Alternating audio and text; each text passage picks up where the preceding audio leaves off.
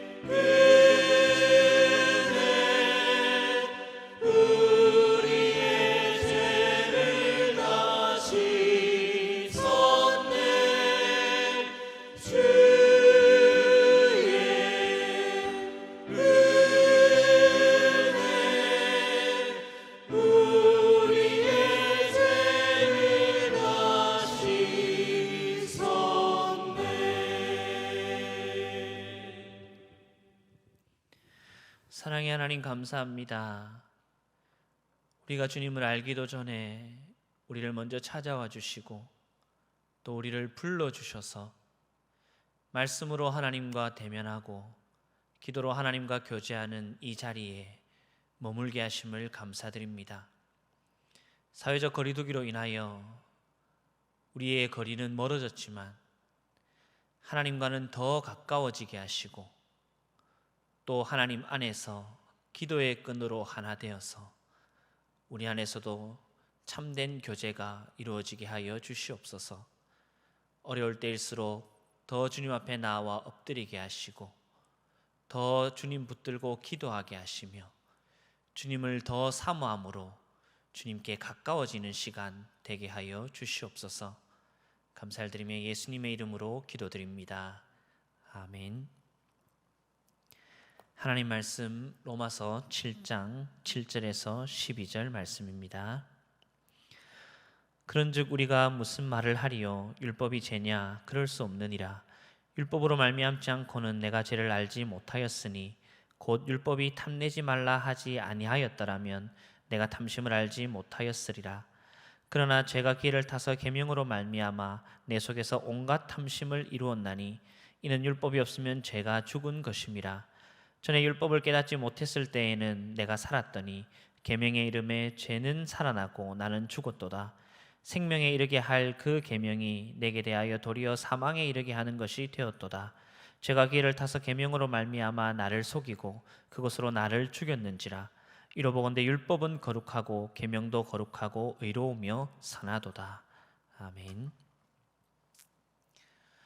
아담의 범죄 이후로 죄는 가인과 라멕으로 이어지면서 점점 더 증가하고 확산되었으며 악해졌습니다. 가인을 보십시오. 불과 한 대를 지나지 못해서 형제를 살해하기에 이릅니다. 게다가 라멕에게 와서는 살인을 저지르고도 당당합니다. 내가 사람을 죽였다고 시를 지어서 노래로 부릅니다. 이것이 바로 죄의 무서움입니다. 죄는 점점 더 증가합니다. 그리고 더욱더 악해집니다. 그 시작은 미약하였으나 끝은 심히 창대하게 되는 것이 바로 죄입니다. 그런 죄가 한 번도 끊어지지 않고 오늘에까지 이르렀습니다. 그러니 오늘날은 죄의 클래스가 완전히 달라진 시대입니다. 더욱 심각한 것은 이 세대가 죄에 대한 감각이 완전히 마비되었다는 것입니다. 죄를 지으면서도 그것이 죄인 줄 모릅니다. 하나님을 떠난 인간들은 나침반을 잃어버렸습니다. 그들에게 어떻게 행동해야 할지, 어디로 가야 할지 바로 잡아줄 나침반이 없습니다. 그러다 보니 죄에 대한 감각이 점점 마비되고 죄가 일상이 되어버렸습니다. 하나님께서 보시기에는 참으로 기괴하고 뒤틀어진 세상인데 사람들은 죄악으로 가득 찬 세상에 살면서도 그것이 정상이라고 생각합니다. 영적인 감각이 완전히 죽은 것입니다. 그런 우리를 일깨워주는 것이 바로 율법입니다. 바로 앞 본문에서 바울은 율법을 마치 우리를 얽매는 올무처럼 묘사합니다. 그리고 율법은 종종 자유, 은혜 혹은 복음 등과 대조되어 표현됩니다. 그래서 율법 그러면 우리에게 부정적인 인식이 강한데요. 율법은 하나님의 법입니다. 12절의 말씀처럼 거룩하고 의로우며 선한 것입니다. 율법은 하나님의 성품을 비춰주는 거울과 같습니다. 때문에 율법 앞에 서면 우리의 죄가 드러납니다. 이것이 율법의 첫 번째 기능인데요. 우리의 죄를 드러내고 깨닫게 합니다. 본문에서 바울은 탐심을 예로 듭니다. 율법이 탐내지 말라고 하지 않았다면 탐심이 죄인 것을 알지 못한다는 거죠. 저는 거짓말을 예로 들고 싶습니다.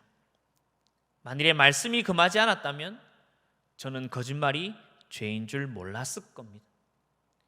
이 시대에 과연 누가 거짓말을 죄라고 생각할까요? 우리 모두는 전혀 거리낌 없이 아무렇지 않게 거짓말을 합니다. 서슴없이 습관적으로 합니다.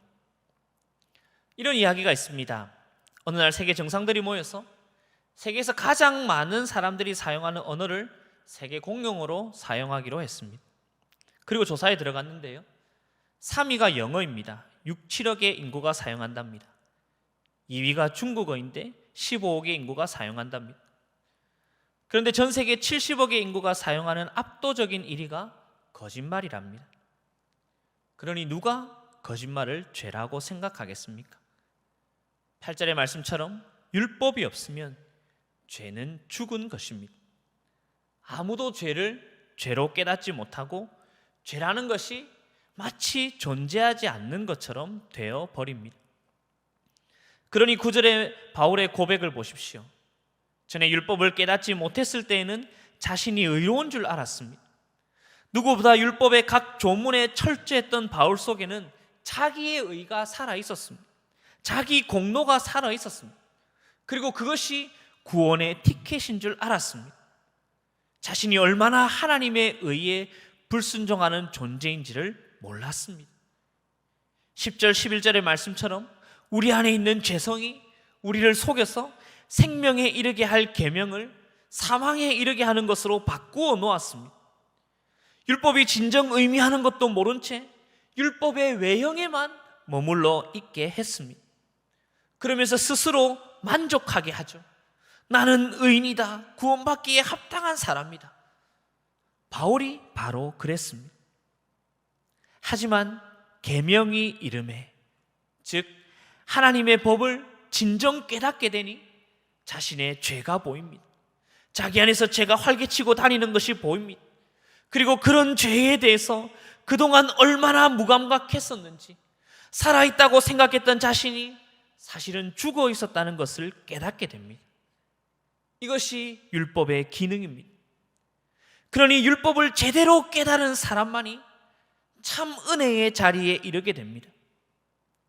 은혜란 아무리 많은 죄를 지어도 다 덮어놓고 괜찮다, 걱정 마라, 너는 죄 없다, 너는 의인이다, 내가 다 용서했다 그러는 게 아닙니다. 진짜 은혜란 내 죄를 보게 합니다. 죄에 대한 우리의 무능력을 깨닫게 합니다. 살아있다고 하지만 사실은 죽어있다는 것을 알게 합니다. 그리고 두 손 들고 예수 그리스도의 십자가 앞으로 나아오게 합니다. 그리고 보혈의 피로 죄를 씻고 의의 자리에 머물게 합니다. 그것이 진짜 은혜입니다. 그리고 그 은혜로 안내하는 지도가 바로 율법입니다. 그러니 여러분, 그 지도를 펼치시기 바랍니다.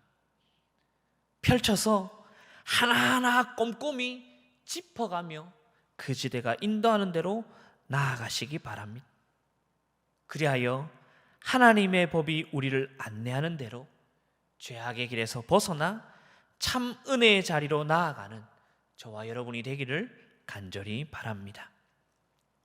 세 가지 기도 제목으로 함께 기도하도록 하겠습니다. 첫째로, 하나님의 법을 더욱 깊이 깨달아 죄악에서 떠나게 하소서. 둘째, 말씀이 인도하는 대로 나는 죽고 오직 예수 그리스도로 살아가게 하소서. 셋째, 우리의 죄를 용서하시고 병든 이 땅을 고쳐 주소서. 이 세 가지 기도 제목으로 함께 기도하겠습니다.